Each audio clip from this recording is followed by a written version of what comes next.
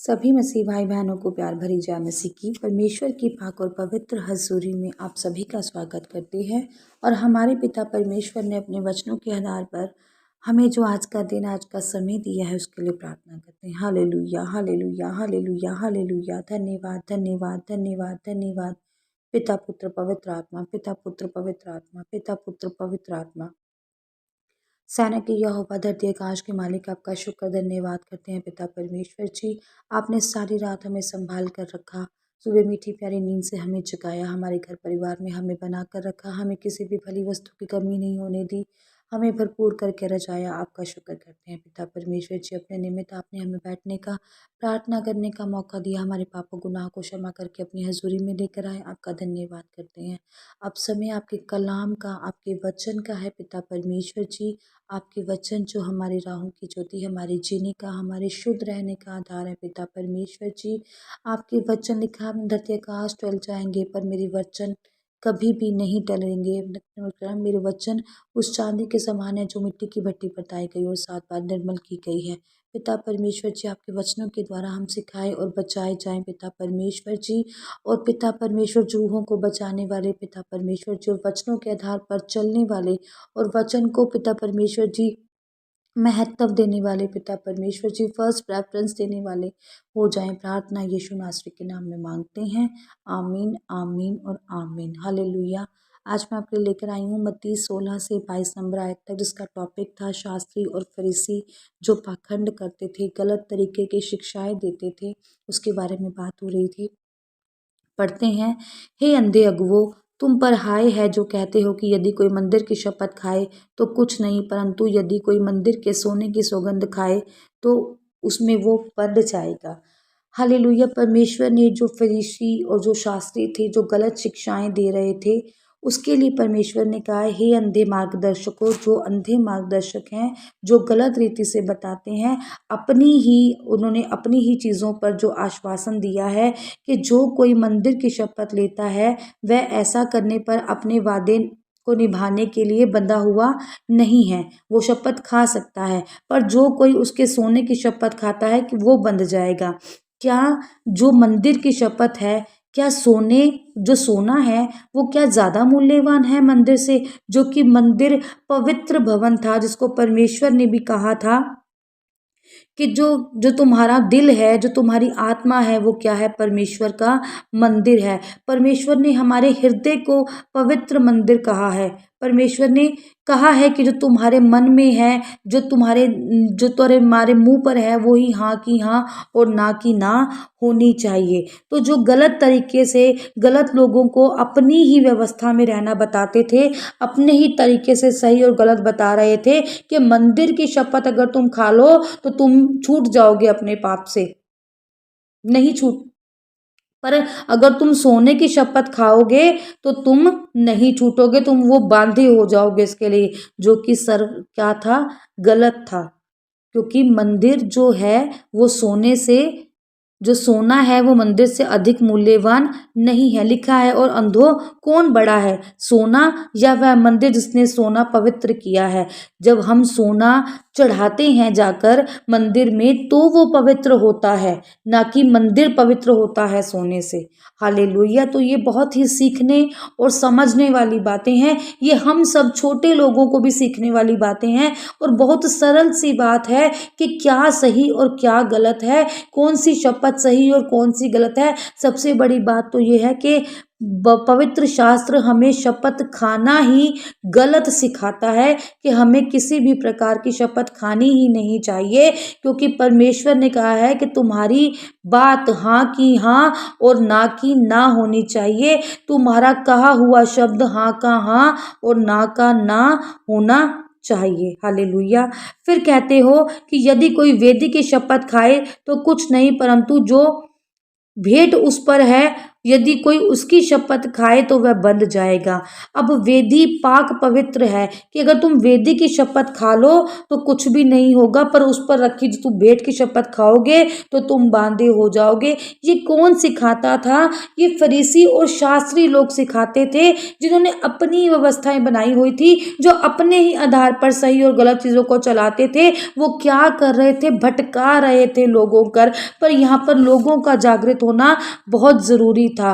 बल्कि कहते हैं कि जब चाहे भेंट की खाओ, तो भेंट क्या थी? भेंटें क्या होती हैं? भेंटें बलियां चढ़ाते थे जो वो लोग, उसमें वो होते थे कि बस तुमने अगर भेंट नहीं चढ़ाई, तुमने अगर चर्च में अगर दान दशवंत नहीं दिया तो तुम पर ऐसी विपत्तियां आ जाएंगी। बल्कि ऐसा कुछ भी नहीं है। जो अपनी खुशी से देता है वो दो। बस कि यही सच है कि हमें किसी भी प्रकार की शपथ नहीं खानी चाहिए। हालेलुया।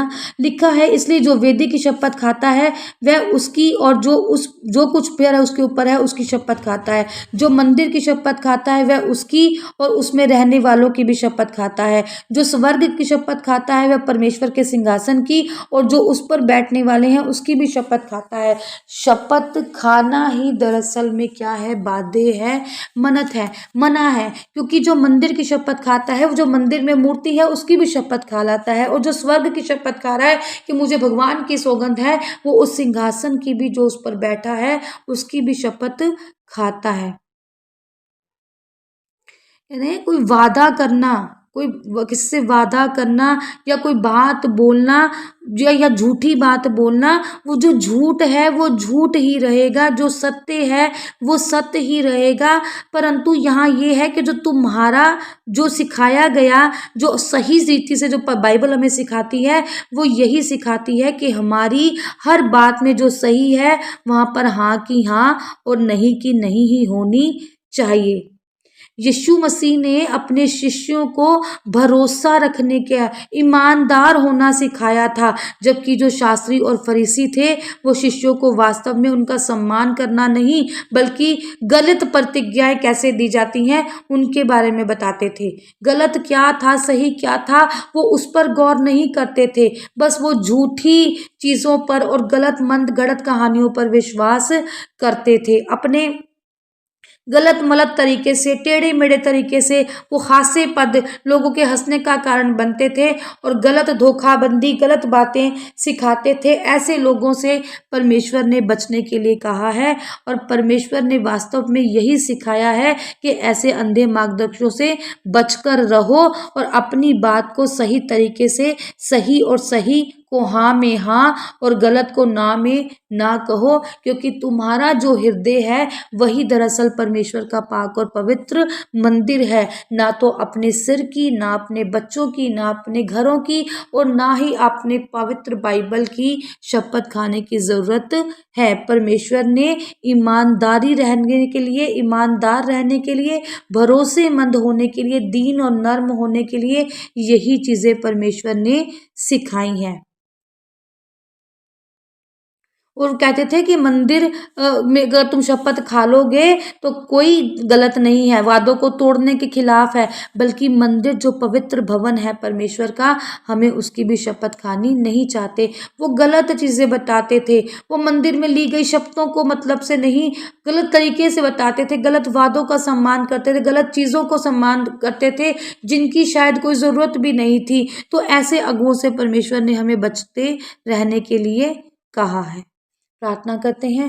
हालेलुया। सर्वशक्तिमान साना के यहोवा खुदा, आपके पवित्र शास्त्र पिता परमेश्वर जी, आज हमने सीखा कि हमें पिता परमेश्वर जी अपनी किसी शपथ से बाध्य और ना बाध्य होकर नहीं, बल्कि पिता परमेश्वर हमें सत्य के मार्ग पर चलकर पिता परमेश्वर जी, और सत्य को हाँ का हाँ और जो गलत चीज़ें हैं पिता परमेश्वर जी उसको ना की ना कहनी चाहिए। परमेश्वर ने कहा है कि तेरे मुख में क्या लगा, तेरी जीभ पर कंट्रोल कर, क्योंकि तेरी जीभ में जीवन और मृत्यु दोनों ही हैं। जो इसको इस्तेमाल में लाना जानता है वो उसका फल भोगेगा। इससे सबसे पहले हमें अपने मुंह और अपनी जीभ पर कंट्रोल रखना चाहिए कि हम कम बोलें और ज़्यादा सुने और ज़्यादा सीखें और उस पर ही चलने वाले बने और भी लोगों को हम मार्गदर्शक बने। सही रीति से जब हम चलेंगे, सही रीति से बोलेंगे, कम बोलेंगे और ज़्यादा सुनेंगे और सही बातों पर ध्यान देंगे